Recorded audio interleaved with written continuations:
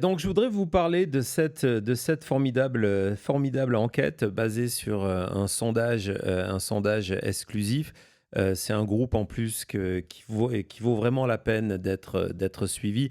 Cette page-là, je vous invite, s'appelle The Argument, qui est vraiment extrêmement intéressant, qui pose des vrais problèmes sur la société américaine, des vraies questions, de vraies études. Et donc, ce tweet en disant Twitter, hein, ils ne veulent pas utiliser le terme X. Twitter n'est pas la vraie vie. On le sait. Mais justement, en période électorale, hein, y compris celles dans lesquelles vous allez rentrer en France, les municipales et puis après la présidentielle, c'est bien de s'en souvenir. C'est bien d'en s'en souvenir, de se dire, bah tiens, non, la réalité, c'est que Twitter, c'est une chambre d'écho qui est extrêmement limitée, que la plupart, là, c'est le cas des Américains, ne vont pas sur X pour s'informer, et que en plus de ça, X sous la volonté de Elon Musk est devenu quelque chose d'extrêmement particulier. On va avancer. Hein, je vous ai sauvé 4 tableaux, mais je vous invite évidemment à aller voir la totalité de l'article. Là, c'est intéressant parce que ils ont fait, c'est ce qu'on appelle un cas d'école, en se disant, bah, tiens, vous êtes un utilisateur de ces plateformes de news qui vont à la fois de X à Facebook en passant par les télévisions du câble, la télévision en général, pour tout le monde, les Instagram, Reddit, TikTok, les quotidiens. Quelle est votre vision de ICE? En disant, voilà, votre vision de ICE est impactée par votre source d'information. Et on voit qu'aujourd'hui, le seul groupe qui a une vision, les deux seuls groupes qui ont une vision à peu près positive de ICE, c'est X et le câble. Donc, c'est qui rentre dans le câble? Première chaîne de la câble, c'est Fox News. Voilà. X, c'est Elon Musk. Mais à part ça, regardez, surtout quand on va dans la dernière catégorie qui est le very unfavorable, donc vraiment contre ICE, on voit c'est du 50% plus. Ouais, donc vous voyez que par exemple sur TikTok, avec cette nouvelle génération, c'est un rejet extrêmement important de ICE. Et donc déjà, il y a une idée politique qui se découpe là. Si vous passez votre temps sur X, vous avez plus de chances d'avoir une vision positive, et ces sondages ont été faits après après l'assassinat de Alex Pretty. Vous avez plus de chances d'avoir une vision positive de ICE. Ce qui veut dire quoi? Ce qui veut dire que l'algorithme et l'utilisation de Grok, qui sont les deux outils contrôlés par Elon Musk, vous mettent en permanence de la désinformation pour tenter de vous faire changer d'avis sur la perception de ce qui se passe à Minneapolis, par exemple. C'est extrêmement troublant. Et on va avancer, donc X et Fox News. On va avancer dans ce sondage. Et donc là, vous allez voir quand on demande aux utilisateurs de ces plateformes s'ils ont voté pour Donald Trump ou s'ils ont voté pour Kamala Harris. Bonne question. Pardon? Une bonne question. Oui, ce qui permet de déterminer si les utilisateurs d'une plateforme sont plus républicains ou plus démocrates. Et là encore, regardez sur X, où c'est le tableau du haut, où vous avez une large majorité qui a voté pour Donald Trump. X est devenu la plateforme du mouvement MAGA. Ouais. On est plus que dans le républicain, c'est la plateforme MAGA. Et ça explique donc ce sentiment qu'on a parfois quand on est sur X, se dire mais attends, en fait, il y a une tonne de MAGA, ils sont dans la majorité, personne croit comme moi, personne n'est pour la démocratie, parce que regardez, oui, forcément, la plupart des utilisateurs, à 65%, n'ont pas voté pour Kamala Harris. Non. Et quand vous voyez cette répartition, je ne sais pas si on peut voir la colonne du milieu, All, qui est une espèce de conglomérat de tous les résultats, vous voyez que c'est relativement proche, comme l'ont été les résultats de l'élection. 44 à 43%. 44-43, et après, les partis en orange sont les gens qui n'ont pas voté ou qui ont voté pour un autre candidat. Donc vous voyez que c'est très très proche. Mais lorsqu'on va sur X. Et lorsqu'on va sur le câble, donc le câble ici, comme Thomas vous l'a dit, la première chaîne du câble aux États-Unis, c'est Fox News.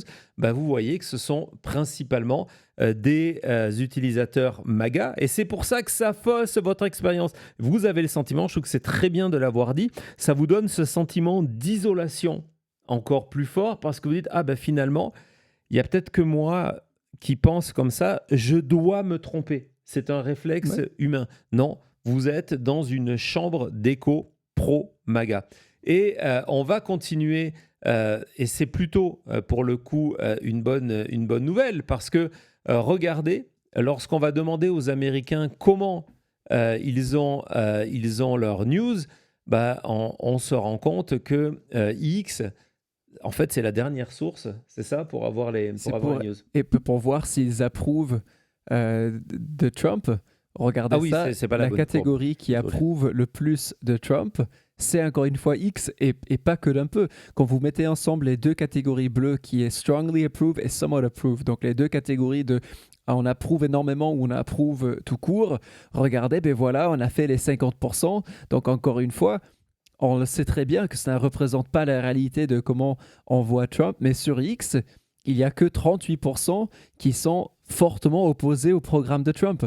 Donc, encore une fois, vous êtes, vous êtes entouré de MAGA parce que vous êtes entouré de MAGA. C'est une statistique. Ouais, aujourd'hui, il y a plus de personnes qui approuvent Donald Trump sur X que ce que d'Américains approuvent Donald Trump. Les derniers chiffres sont encore, les derniers sondages sont extrêmement compliqués pour lui, dont ceux de Rasmussen, qui est pourtant son institut préféré, qui vient d'expliquer qu'il vient de battre son record de plus bas depuis le début de depuis son deuxième mandat.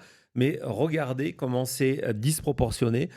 X est le seul endroit, la seule plateforme aux États-Unis où Donald Trump a encore une opinion positive. Facebook, qui est deuxième, c'est générationnel, c'est parce que le public est plus âgé. Mais on n'arrive pas aux 50%. On n'arrive pas aux 50%. Non. On n'arrive pas aux 50%. Je pensais qu'avec podcast et YouTube, ce serait plus haut parce que c'est quelque chose qui a permis. Mais même, regardez la différence.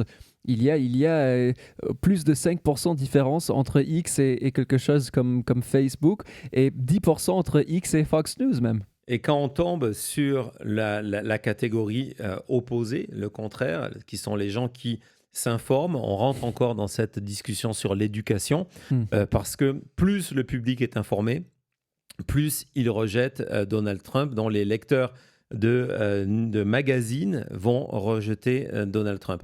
Vas-y encore, Thomas, pour l'avant-dernière statistique. Ce qui est quand même encourageant dans tout ça, c'est que même sur X, qui est devenu cette chambre d'écho, un sorte de vase clos, on parle de fachosphère, pro-Trump, vous êtes entouré de bots, et quand ce n'est pas des bots, ce sont des MAGA. Même là, on voit que Donald Trump a perdu des points depuis 2024, que même là, il a perdu des fidèles, moins qu'ailleurs.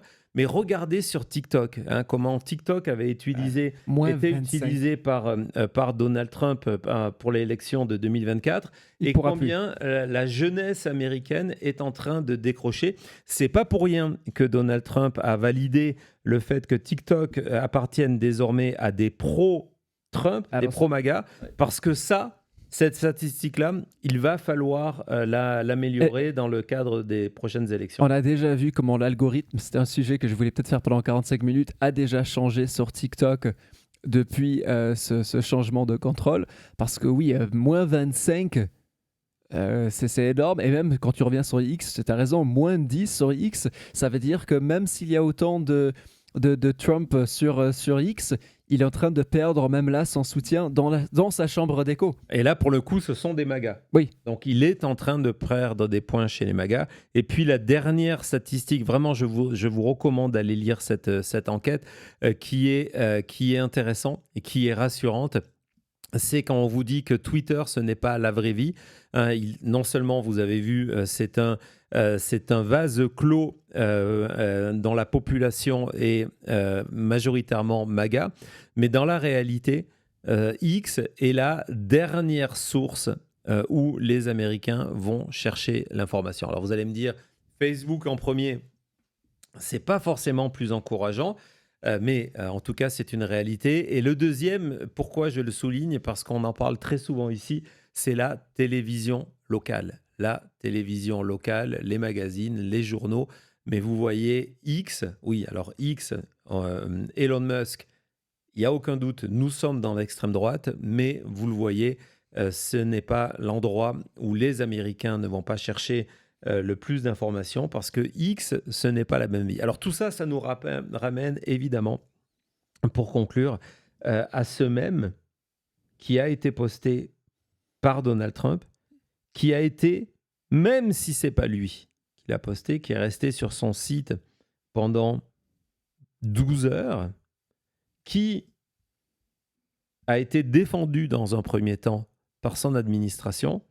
Et face à l'étonnement de certains et de certaines, et parmi elles, je pense ici à certaines élues républicaines qui ont été parmi les sénateurs qui ont été complètement surpris de ce poste-là, je vais vous rappeler quelque chose qu'il ne faut jamais oublier. Donald Trump a lancé sa carrière politique en accusant Barack Obama de venir d'un pays africain et d'être musulman. Lorsqu'on sait ça, comment être aujourd'hui surpris ou faire preuve de naïveté que ce genre d'image soit propagée par Donald Trump? Pour moi, il y a une articulation logique, même si ce n'est pas lui qui est allé chercher ce message-là sur un compte de 40 000 personnes, de 40 000 followers sur X, il y a une suite logique, il y a un territoire d'idées en commun. Mais le plus important pour moi, il est ailleurs et il lit directement cette vidéo à notre prochaine enquête sur comment Trump souhaite voler l'élection. Comme je vous l'ai dit tout à l'heure, cette vidéo fait 1 minute 2, 1 minute 3. Le plus important, ce n'est pas la fin, mais ce sont les 60 secondes avant cet extrait du clip de Xerias. Un extrait qui a permis à ce clip de devenir viral. Et donc, si vous avez envie de partir dans une partie d'échecs en 3, 4, 5 dimensions, en disant que rien en politique se produit par incident, ce qui est intéressant, c'est de savoir que pendant 12 heures, ce clip a été vu et échangé par des millions de personnes. Ce qui était intéressant, ce qui a été mis en avant en tout cas, c'était l'image, en se disant, ben voilà, c'est honteux, etc., etc. Mais il a permis, même si pas toutes les personnes l'ont vu, d'avoir une grande majorité de personnes qui ont vu le clip. Et le clip, c'était quoi? Ce clip, c'était un clip sur les élections truquées de 2020, prétendument truquées d'après Donald Trump, et sur comment les machines, y compris celles de Fulton County, ont fait basculer l'élection pour permettre la victoire de Donald Trump. Et quelque part, alors peut-être je suis complètement paranoïaque parce que je suis en train de baigner dans ce sujet depuis des semaines, mais je trouve ironique que, ironique c'est peut-être même pas le bon mot, que Donald Trump, ou la personne utilisant son compte et qui apparemment maîtrise les réseaux sociaux, a utilisé cette image en sachant que cette image n'avait aucun rapport avec les 60 secondes précédentes, en sachant que cette image attirerait les regards, en sachant que quoi qu'il arrive, Donald Trump n'enlèverait pas ce clip. Il l'a fait, je vais vous expliquer pourquoi, mais ça a pris 12 heures pour lui permettre de mettre en avant, sous les yeux de millions d'Américains, le Big Lie. Parce que le Big Lie 2.0, c'est au cœur du plan de Donald Trump pour voler l'élection de 2026. Je vous en parle très vite. À tout de suite.